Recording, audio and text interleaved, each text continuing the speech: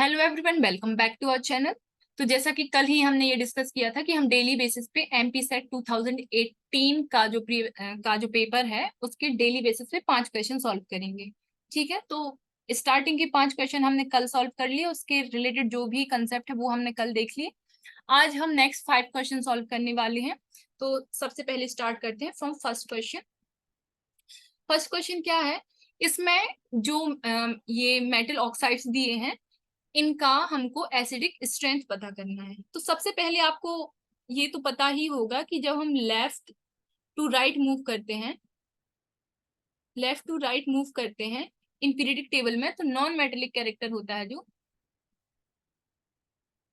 Non metallic character होता है वो इंक्रीज होता है। ठीक है, और ये चीज आपने कभी भी मेन ग्रुप एलिमेंट्स की जो प्रॉपर्टीज होती हैं उसमें पढ़ा होगा कि जो नॉन मेटल के ऑक्साइड होते हैं, नॉन मेटल के जो ऑक्साइड्स होते हैं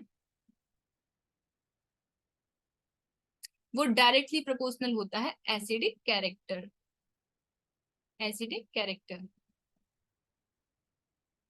इसका मतलब क्या है?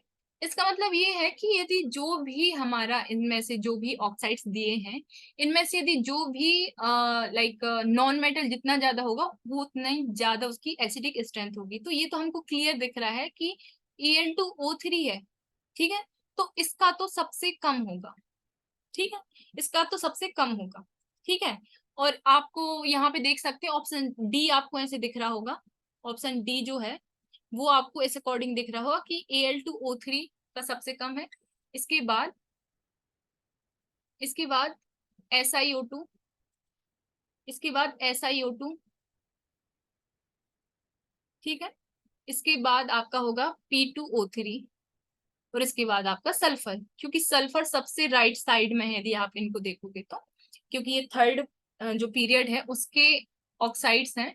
तो सल्फर सबसे राइट साइड में है और ये एल्यूमिनियम सबसे लेफ्ट साइड में है। तो option D will be the correct answer. Okay, अब हम देख लेते हैं नेक्स्ट क्वेश्चन। नेक्स्ट क्वेश्चन क्या है कि इसमें आपसे एग्जामिनर पूछ रहा है कि ऐसा कौन सा इसमें से ऐसा कौन सा स्पीसीज है जो कि ब्रॉन्स्टेड एसिड और ब्रॉन्स्टेड बेस दोनों की तरह एक्ट कर रही है। ठीक है, इसमें हमको बताना है ऐसी कौन सी स्पीसीज है जिसमें ये ब्रॉन्स्टेड एसिड और ब्रॉन्स्टेड बेस की जैसे काम कर रही है। तो सबसे पहले आपको पता होना चाहिए कि ब्रॉन्स्टेड एसिड और बेस क्या होता है। ब्रॉन्स्टेड एसिड और ब्रॉन्स्टेड बेस क्या होता है। ठीक है, तो ब्रॉन्स्टेड एसिड क्या है? Which can which can donate H+ means proton. ठीक है, और ये जो बेस होता है विच कैन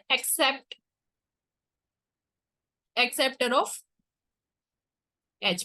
ठीक है, तो आपको डायरेक्ट इस क्वेश्चन में आपको डायरेक्ट ऑप्शन सी ऐसा दिख रहा होगा। ऑप्शन सी जो है, तो यहाँ पे ऑप्शन सी आपको ऐसा दिख रहा होगा जो ब्रॉन्स्टेड एसिड और बेस की जैसे काम कर सकता है। यहाँ पे आपको क्लियर विजिबल है, जैसे जैसे मैं यहाँ पे लिखती हूँ H+ है ये। ठीक है, यदि इसमें एक H+ ये डोनेट करता है तो S2- ये बन जाएगा। तो ये एज अ एसिड ये एक्ट करेगा। ठीक है, ब्रॉन्स्टेड एज के जैसे एक्ट करेगा, और HS- यदि ये H+ एक्सेप्ट करता है तो H2S ये एज अ बेस काम करेगा।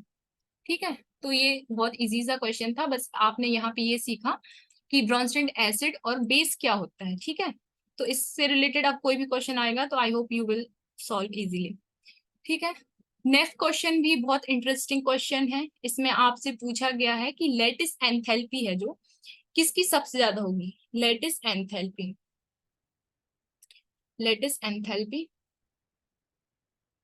इसकी यदि बात करें तो इसके फैक्टर्स जो इसको अफेक्ट करते हैं वो है चार्ज और दूसरा है साइज। ठीक है। तो ये लेटिस एंथैल्पी है, वो चार्ज के डायरेक्टली प्रोपोर्शनल होती है और साइज के इनवर्सली प्रोपोर्शनल होती है। ठीक है, मतलब जिसका साइज, जिसपे चार्ज ज्यादा होगा उसकी लेटिस एंथैल्पी ज्यादा होगी, और जिसका साइज ज्यादा होगा इसकी लेटिस एंथैल्पी कम होगी। तो इससे हमें पता चल रहा है कि हमारा ऑप्शन सी और ऑप्शन डी तो नहीं होंगे। ऑप्शन सी और ऑप्शन डी तो नहीं होंगे। जब भी हम ऐसे क्वेश्चन सॉल्व करते हैं तो सबसे पहले आपको देखना है कि दोनों चार्ज क्या है, जो हमें ऑप्शंस मिले हैं उनका चार्ज क्या है। ठीक है, जैसे हम ऑप्शन सी और डी में देख लेते हैं कि Na पर प्लस चार्ज है, F फ्लोरीन पे माइनस चार्ज है, यहाँ पे फ्लोरीन को सिर्फ Br से रिप्लेस किया है और दोनों पे 1 1 का चार्ज है, इस पे 1 का चार्ज है, मतलब ये तो ऑप्शन नहीं होगा, क्योंकि ऑप्शन बी में दोनों पे +2 का चार्ज है। यहाँ पे आप देख सकते हो ऑप्शन बी में दोनों पे +2 का चार्ज है। यदि Mg को देखोगे Mg2+ है। ठीक है, और यहाँ भी Mg2+ है, यहाँ पे O2- है और यहाँ पे S2- है। ठीक है, अब ऐसे तो बात नहीं बन रही, तो हम देखेंगे कि दूसरा फैक्टर लेंगे साइज। ठीक है, अब यहाँ पे फर्स्ट वाला सी और डी तो नहीं होगा, ये तो हमको पता चल गया। अब O2- और S2- में साइज आपको पता है कि S2- का साइज ज्यादा होगा, इसका मतलब ऑप्शन बी भी नहीं होगा। तो correct answer will be question option A. Correct answer will be option A. Option A correct answer हो जाएगा। तो ऐसे आप इस क्वेश्चन को ऐसे सॉल्व कर सकते हैं।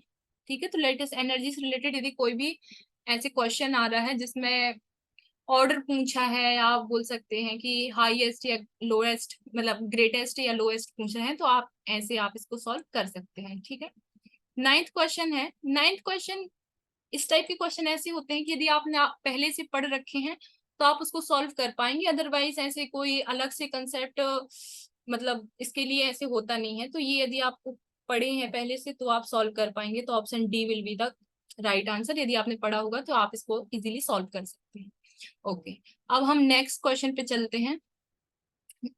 नेक्स्ट क्वेश्चन, ये क्वेश्चन बहुत अच्छा है, और इससे आप हाइब्रिडाइजेशन कैसे निकालते हैं और ये चीजें आप सीखेंगे इससे। ठीक है, तो इसमें हमको हाइब्रिडाइजेशन निकालना है और मैच करना है ऑप्शंस को। ठीक है, तो हम सबसे पहले फर्स्ट ही निकालते हैं, जो Ag है, AgNH3 तो इसमें जो सिल्वर है, सिल्वर पे +1 का चार्ज है, और आप देखोगे कि ये कॉपर, जो सीरीज हम देखते हैं ना ट्रांजिशन एलिमेंट्स में, तो कॉपर और ये उसके नीचे सिल्वर, तो कॉपर का क्या होता है, ये 3D ट्रांजिशन सीरीज है और ये 4D है, तो 3D10, और ये होता है 3S1, 3D10 4S1, और यहाँ पे P जो होता है वो 0 होता है। ठीक है, और इसमें क्या होगा 4D10 और 5S1। ठीक है, तो आप यहाँ पे इसको यदि ऐसे ड्रॉ करते हैं, इसके इलेक्ट्रॉन्स फिल करते हैं,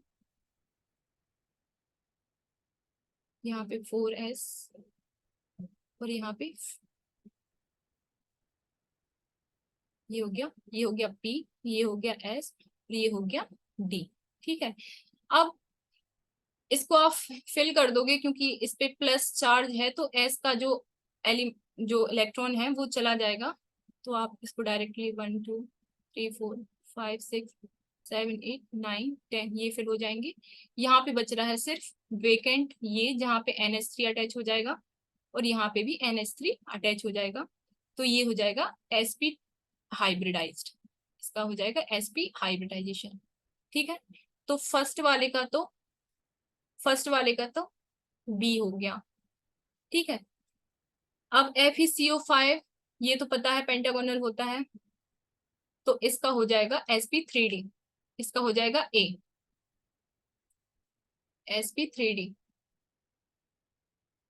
ठीक है, अब थर्ड सॉल्व करते हैं। क्या है थर्ड, है ClF3, तो ये हमको पता है, इसका हम हाइब्रिडाइजेशन निकालेंगे 1/2। वैलेंस इलेक्ट्रॉन क्लोरीन के, सेंट्रल इलेक्ट्रॉन क्लोरीन है तो वैलेंस इलेक्ट्रॉन इसके 7 होते हैं, +3 मोनोवैलेंट है, तो इसका सम हो जाएगा 10, और इसका स्टेरिक नंबर जो हो जाएगा 5। ठीक है। अब 5 तो है, तो ये तो पेंटागोनल पिरामिडल होना चाहिए, ठीक है। लेकिन सॉरी, टेट्रागोनल, अरे ट्राइगोनल पिरामिडल, ठीक है। तो ये ऐसा कुछ होना चाहिए, 1 2 3 4 5 6 7, ठीक है। तो इसमें क्या होगा कि एक फ्लोरीन यहाँ से अटैच होगा, एक फ्लोरीन यहाँ से अटैच होगा, और एक फ्लोरीन यहाँ से अटैच होगा, ठीक है। और ये 2 लोन पेयर यहाँ रहेंगे और 2 लोन पेयर यहाँ पे रहेंगे। तो ये आप देख सकते हो टी शेप का हो गया। तो आप देख लोगे इसका हाइब्रिडाइजेशन तो एस एस इसका हाइब्रिडाइजेशन तो sp3d होगा, लेकिन क्या होगा, टी शेप में होगा। तो ये आपको दिख रहा है यहाँ पे डायरेक्ट, इसका ऑप्शन तो यही हो जाएगा, ठीक है। अब sbf6 इसको आप सॉल्व करेंगे, तो sbf6 तो डायरेक्ट आपको, जैसे आप इसको देख सकते हैं कि ये sp3d3d2 होगा। सेम आप जैसे ये वाला आपने सॉल्व किया है, जैसे मैंने ये थर्ड सॉल्व कराया है, आप इसको सॉल्व कर देंगे, ठीक है। और IF7 का sp3d हो जाएगा, sp3d3, ठीक है। तो ये इजी सा था क्वेश्चन, लेकिन आप यहाँ से हाइब्रिडाइजेशन कैसे निकालते हैं ये आप सीख गए होंगे, ठीक है। तो होपफुली आपको ये जो वीडियो है वो अच्छा लगा होगा, कंसेप्ट समझ में आए होंगे। So thank you so much for watching, मिलते हैं नेक्स्ट वीडियो में फिर से नेक्स्ट 4 क्वेश्चन के साथ, ठीक है। Okay, thank you so much for watching.